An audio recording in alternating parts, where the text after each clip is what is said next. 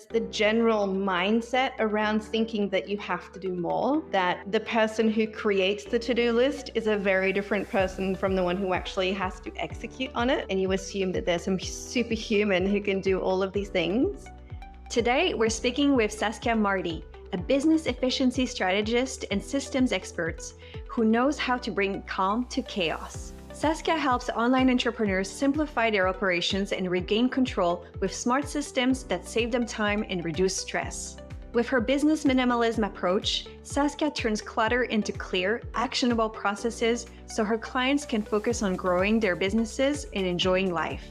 Get ready to learn how to streamline your way to success and reclaim valuable hours in your week with Saskia's game-changing strategies. Hey, boss mama! Welcome to the show, empowering mompreneurs to thrive in business and motherhood. Let's get started. Hi, Saskia. Thank you so much for joining me on the Hey Boss Mama podcast. I'm really happy to have you here and to get to know you and everything that you're doing. Yeah, thanks for having me, Manushka. It was really nice to be invited to come. Well, I'm really curious about what you do because I feel like it could definitely benefit my life and my business.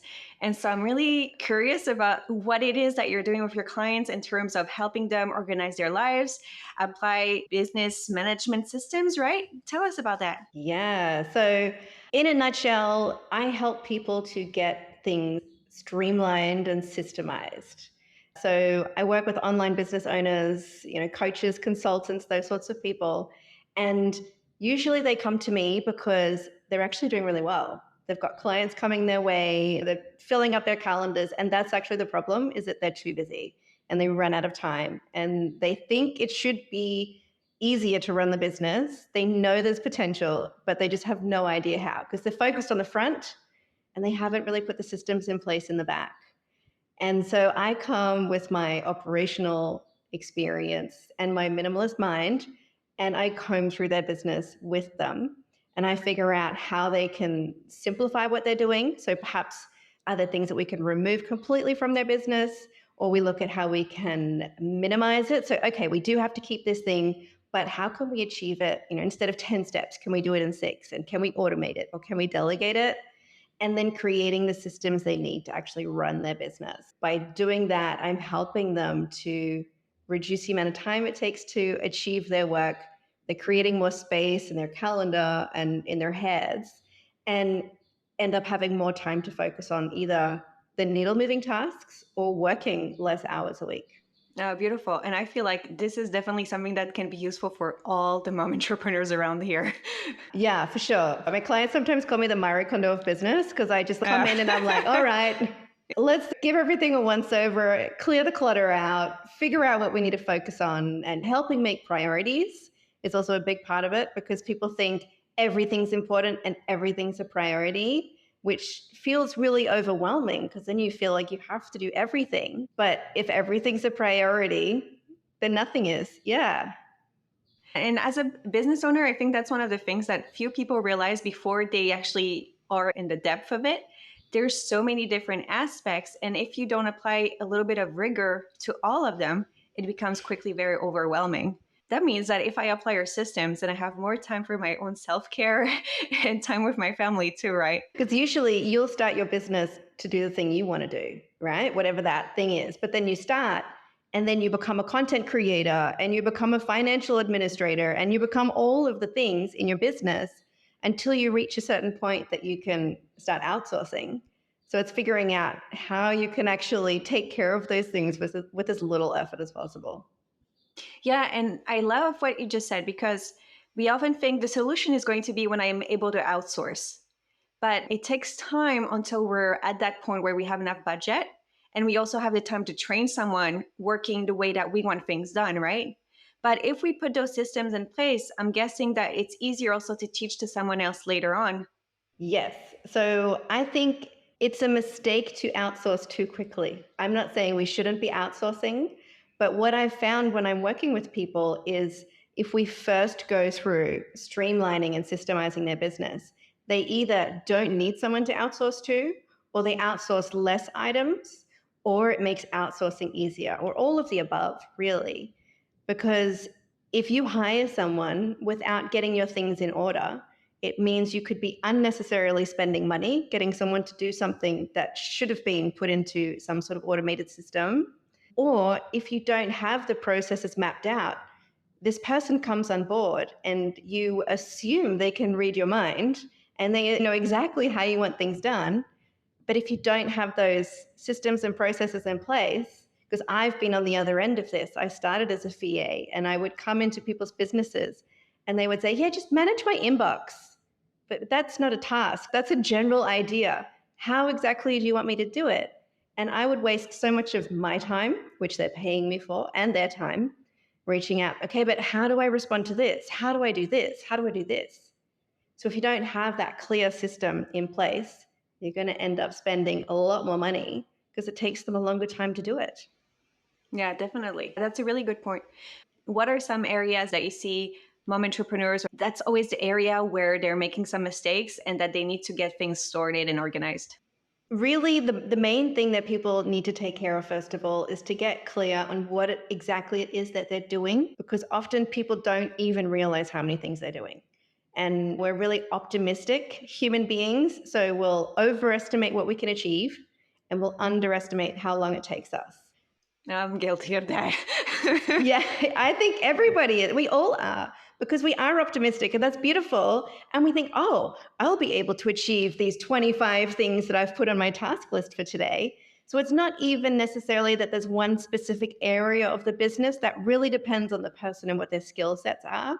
But it's the general mindset around thinking that you have to do more, and that the person who creates the to-do list is a very different person from the one who actually has to execute on it. And you assume that there's some superhuman who can do all of these things. So it's really working on the mindset of, if everything's a priority, nothing's a priority. And if you just add dozens of tasks to your to-do list, you're just overwhelming yourself, and really you're setting yourself up for failure. Because if you have this ridiculously long task list, and which you know you'll never achieve, if you're being completely honest, you're going to feel like a failure every day. End of the day, you're going to feel like I didn't do it again. Whereas if you get clear on what are the most important tasks, my MITs, I always talk about with my clients, what are your 3 MITs today? If you only achieve these 3 things, today would be a success, and then focus on those first, you feel like a success every day. And that is a huge difference in how you're feeling, and that's going to impact how you're working as well. You know, it's really funny because I got myself one of those little block notes where you have each day of the week and you have 3 dots to put your 3 tasks for each day.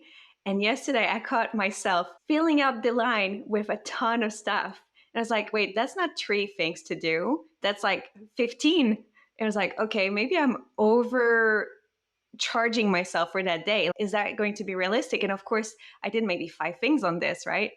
It's really something that I personally need to master. It's like my expectations for myself, like what's realistic. I like the fact that I have 3 things on my list. If I get this done, I'm going to be more than happy. And whatever else gets accomplished, then it's like bonuses, right? Yeah, exactly. And it's about finding a system that works for you, because everyone can tell you this is the magic system and this is how you have to do it. But that makes the assumption that everyone's brain works the same way, or that everyone's life is the same. And that's not the case. And look, there are some things that work better than others, but what's most important is creating something that's realistic for you. So if you are someone who loves planning your day out in 15-minute increments and everything is perfect, go and do that. That's amazing. If that works for you, that makes me totally nervous.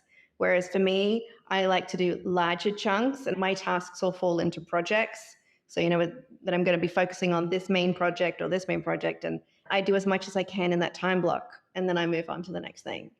And so that for me has a little bit more space in it, but it really depends on the person.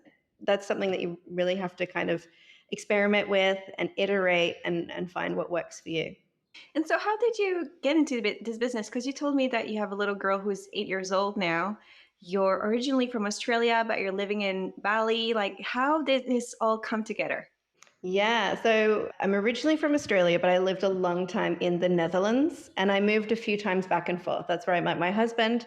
And every time I moved back and forth, it created so much damage for my career, because they say, oh, well, your experience from the other side of the world is not recognized here. And I got so frustrated with that.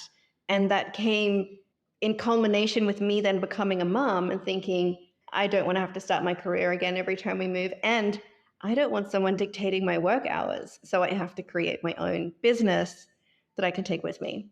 But my background is in operations. So thinking of managing multinational corporation offices, managing startups, starting off as an executive assistant back in the day. So it's always been around helping businesses to be organized. And when I wanted to start my business, I had no idea, how can I do my work without an office? Because that's what I manage. And the first thing I did was I started as a virtual assistant. So I thought, oh, well, instead of working for big businesses, I'll work for smaller businesses offering the same sort of services. But what I realized is it was a horrible business model for me because I was getting paid hourly, but I kept working myself out of the job.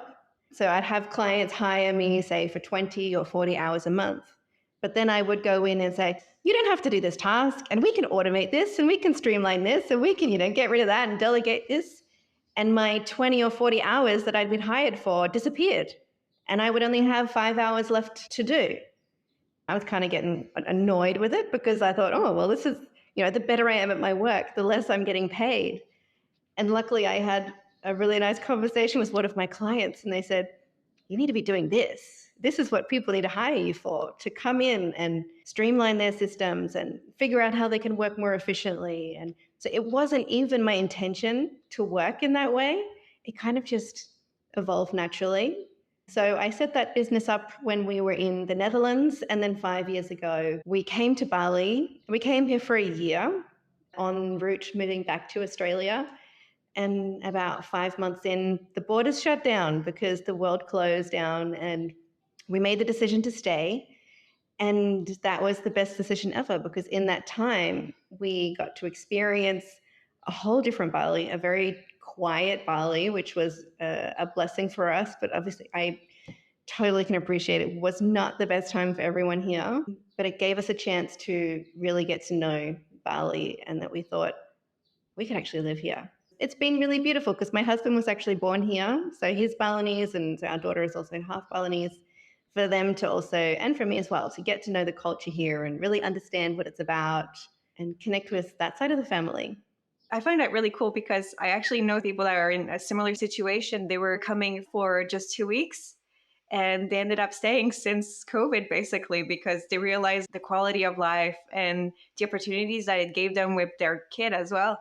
And it's crazy how we have those situations that are so terrible, but we can still find silver linings. And it's often a way of how we look at things anyways. For sure. And I think, definitely looking for silver linings, but also I find when you have certain limitations, you're more creative. And I can't count how many people I've spoken to when they say, so I lost my job during COVID, or borders shut down and my business died, and I created something new. And then you see these businesses that are doing amazing, or these people that have created a way of working that supports a life that they realized they wanted to have because of those limitations that they went up against. So I think there's been some really amazing things happen because it was a really challenging time for many people, has been able to create these new opportunities. Yeah, definitely it makes us more creative when we have more restraints and more conditions around how we can get things done, right? And even just looking at like technology, because people were stuck at home, it created so many new ways of looking at how to get things operating and working. But I'd love to hear a bit more how you get organized with your child, your business. Like, how do you balance everything together? Being organized and creating systems. It's the same in business as it is in life. And a lot of the people that I've worked with are creative souls. They might be neurodivergent. And I come with the words of systems and organization. And they're like, oh, no, I don't like that. That feels too restrictive. But the thing is, in life, there are two things. There are the things we can control and the things we can't. And there's no point in trying to control the things we can't control. But the things that are within our control, if we can create a system that makes sure that we can get that done as easily and as simply and as quickly as possible, why not do that? So you save brain space and you save time for the things that are outside of your control. And so that can be simple things, figuring out what you're going to be eating for the rest of the week, or it can be planning out when you're going to be doing certain tasks so that you have a lot more time freed up. So when I work with creatives and they'll have the argument of, I don't want to have that I'm doing certain things at a certain time. I'm a creative and I have to have this free flow. But I like to use the metaphor of a river, is that a river needs the riverbanks to keep it flowing. It needs those boundaries, because otherwise the river becomes a flood and it goes everywhere and it's uncontrollable. But by having these guiding boundaries, we're able to ensure that we're directing our energy in the correct way. I say, let's just experiment. Let's just try things out and see how it goes. Oh, I still have to email that person. Oh, I forgot my bookkeeping, or whatever it is. Those things disappear. And that means that because you've controlled the controllable, you have so much more space for all the things that need your energy and attention. So by just creating these simple structures and systems, really, if you think about it, our entire life is controlled by systems. And I'm not talking about the government systems or anything like that, but how you wake up in the morning is a system. Your morning routine is a system. Either you create it consciously or you create it subconsciously, because every time you put toothpaste on your toothbrush and you brush your teeth, you do it the same way every day. You don't realize it, but it's the way that your brain is working really hard to save brain power. And so with neuroplasticity, every time you repeat an action, your brain's going to be like, oh, this is something we can automate. We'll put it on autopilot. We can consciously create these systems, these habits, or these routines, and we can create them in a way that serves us. Or we can just let it do whatever it does and hope for the best.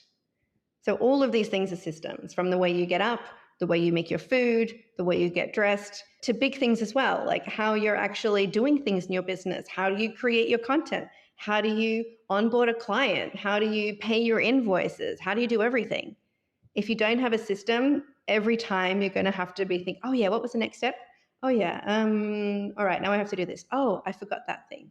But if we have a system in place, it's just check, check, check. Okay, we've done it all. We know what's happening. And not only does it make it easier for us, it means it's easier to outsource to somebody, because we have a process, we have a system. We say, here it is, I've created this. It's very easy, you can follow it. And it also means we're going to make less mistakes. And if it's a client-facing task, like when we're onboarding people, if you're able to not waste time thinking, what do I have to do? Oh, I have to email them again. I forgot to ask them their tax number, and oh, I forgot this. But if you have a system in place, your clients are going to have a better experience as well, because they'll be like, it was so easy starting working with them, because, I just had this form, I had to fill in all my information, everything was taken care of. And it makes sure that every client gets that amazing service every time. Yeah.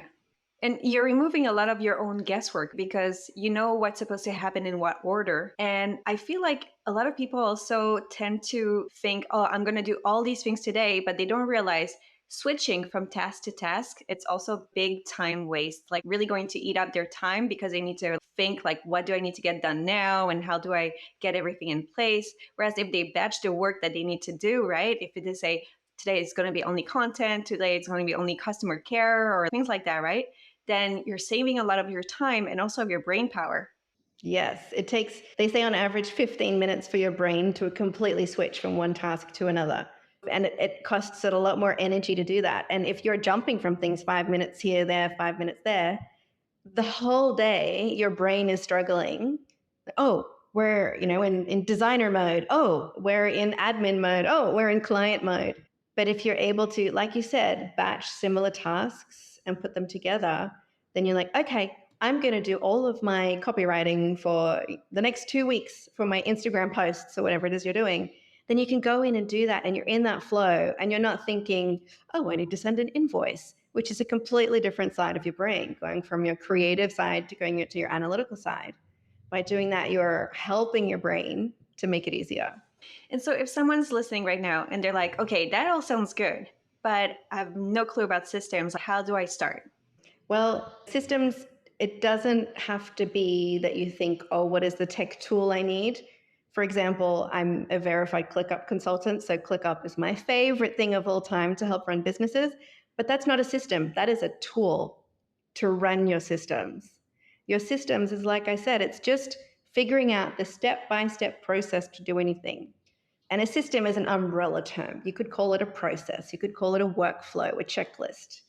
If you were to write down how you do everything so that a 10-year-old could understand it, that is your system that you've mapped out. It's as simple as, let's say you're going to be creating an email newsletter. Step 1, come up with the idea. Step 2, outline the idea. Step 3, write the first draft. And you just go one by one through the steps. That is a system. And then you write it out. Officially, we call that your standard operating procedures, or SOPs. And these are the standard processes of how you do everything in your business. So that, I think, is the first thing, because people often don't understand how much they're doing. And if you don't take a moment to stand still and see, oh, this is actually a pretty long process, and when I put it on paper and not try and keep it in my head, you start to see how you can simplify it. And you see, oh, actually, I'm doing this and I'm also doing this later, so I could do those things together. Or, oh, maybe I can automate something. So you can piece things together in a different way. Okay, so basically look at all the tasks that you're accomplishing for your business, all the different categories, from content to admin to customer care, everything. And then go through all the steps that take you to accomplish each different task and analyze how much needs to be done every time from scratch, what can be automated or maybe reused as well. Because like for emails, a lot of people will start each time a new email, whereas they can reuse and create their own little library of emails, right? And that's a big time saver. So basically go from analysis to how you do it and then automating. Hey Boss Mama, if you're ready to level up your business, I've got something exciting for you. I'm hosting the ultimate free workshop series for mom entrepreneurs. 3 expert-led sessions designed to help you build, protect, and automate your business like a pro. Join us for the live sessions or access the replays. So no excuses. Use the link in the show description to sign up, and let's make your business work smarter, not harder. Yeah, but I think we really got to actually take it a little step before we get into systems. So when I work with people, the first thing I want to talk to them about is, what are you trying to achieve? Because what you're trying to achieve in your business might be very different to mine. Is it that you're trying to change the world? One of my friends and colleagues, she's trying to change the way that people look at education. So her goal isn't necessarily focused on a certain amount of clients. She's trying to make a movement. So what she's trying to do would be very different than the business coach who's trying to create a 7-figure business. The approach that they're going to take is going to be very different. So what are you working towards? And what is your definition of success in that thing you're working towards? So we clarify that. I say, okay, so we know what we're working towards. What are the main things that are going to get you there?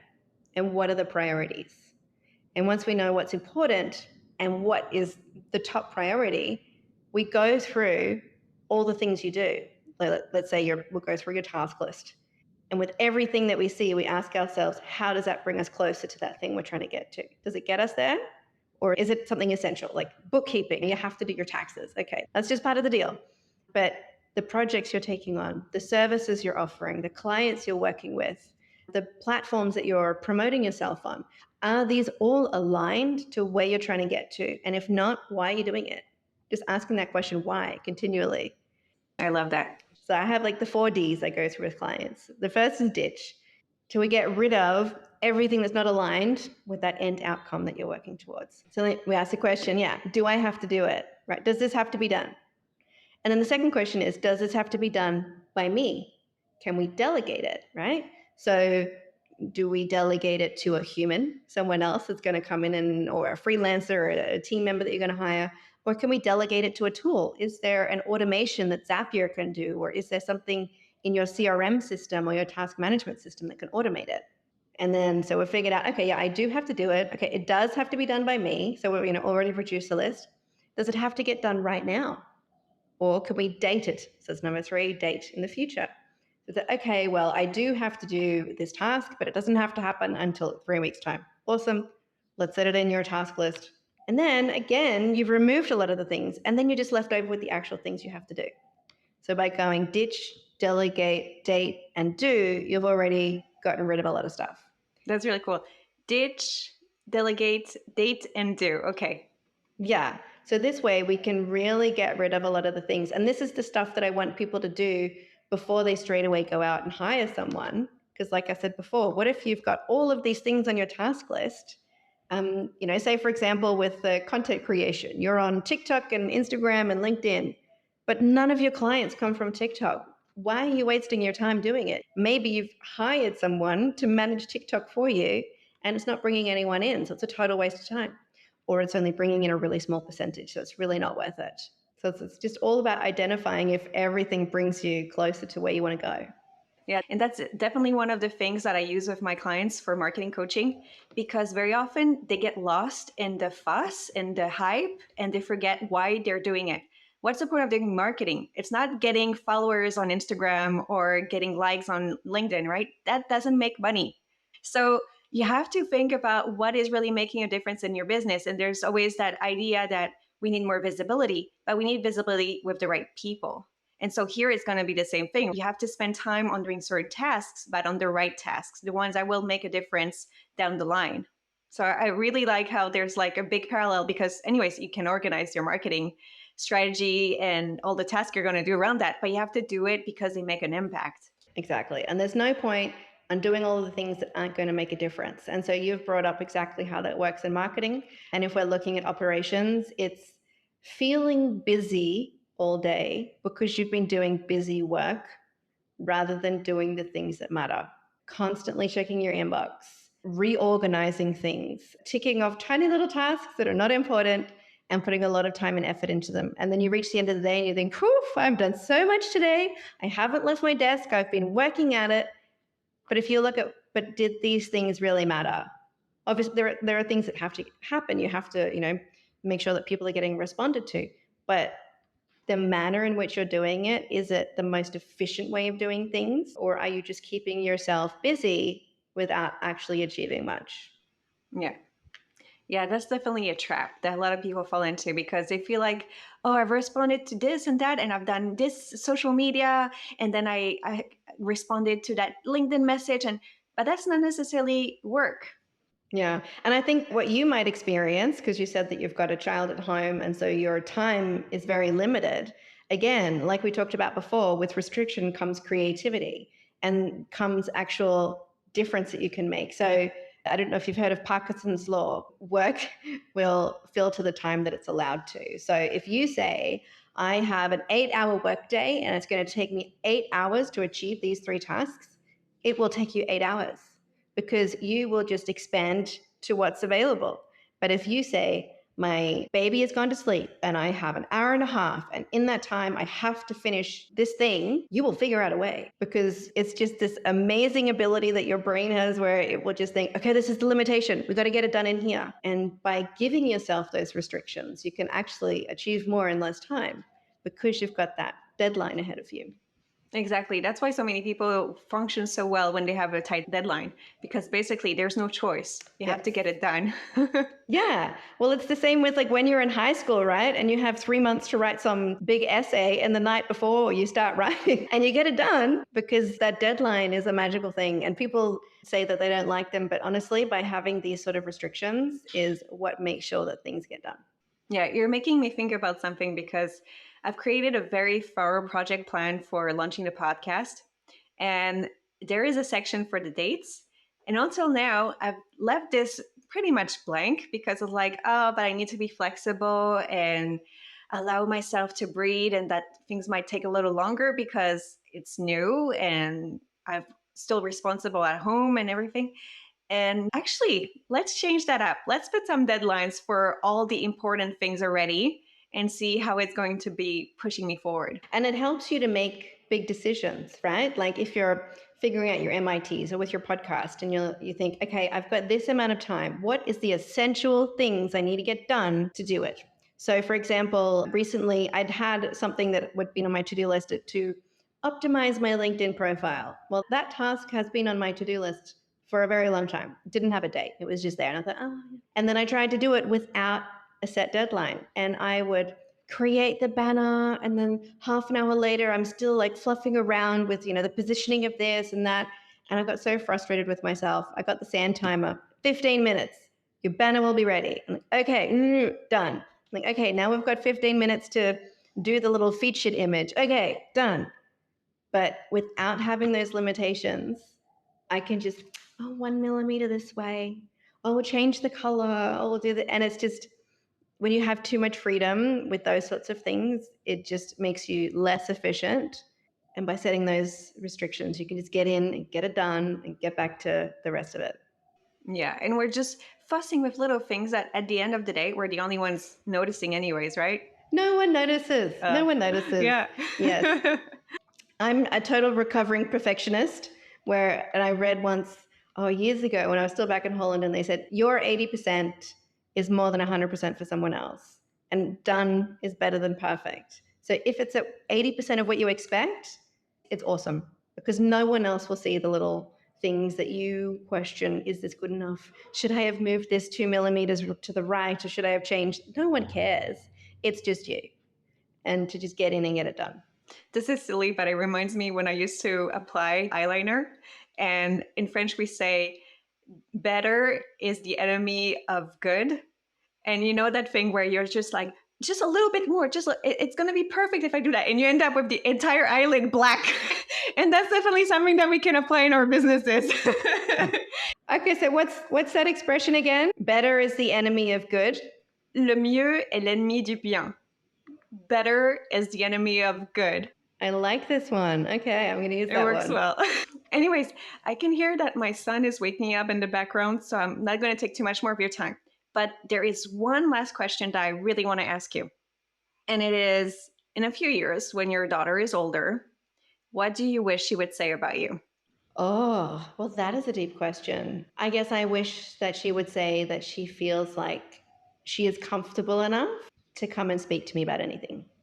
I think that would definitely be one of the things that I work towards currently, is to create that kind of relationship that she feels like everything is okay when it comes to mom and dad. A really deep trust. Yeah. And that failing is not a mistake, that mistakes can happen, and that she's okay, that she can come and talk to us about anything. Beautiful. I love it. Where can everyone find out more about your business, about you, connect with you? Sure. So it's my name everywhere, Saskia Mardi. It's Tuesday, right, in French? Yeah. You could find me hanging out on Instagram, on LinkedIn, and otherwise you can just head to my website, saskiamardi.com, and find all the information there. Awesome. We'll have all the links in the show notes anyways, so that people can easily connect. Thank you so much for taking the time. It's been lovely to understand how you work and the business that you're running, because definitely there's a lot I'm going to be applying to my own. Oh, well, I'm happy to hear that. Thanks so much for having me, Manushka, and all the best with the podcast. Thank you. That was such a valuable conversation with Saskia. Today, we learned how essential it is to set up effective systems for our businesses and to stay clear on our priorities. I'm personally going to take a closer look at how I organize my tasks and start creating standard operating procedures to boost my efficiency. And if you're feeling overwhelmed, remember, done is better than perfect. Don't forget to join our Hey Boss Mama community on Facebook, where we share business tips, offer support, and encourage each other. And it's also a great place to talk about your offers. Until next time, mamas, keep moving forward. Whether your steps are small or big, they all count.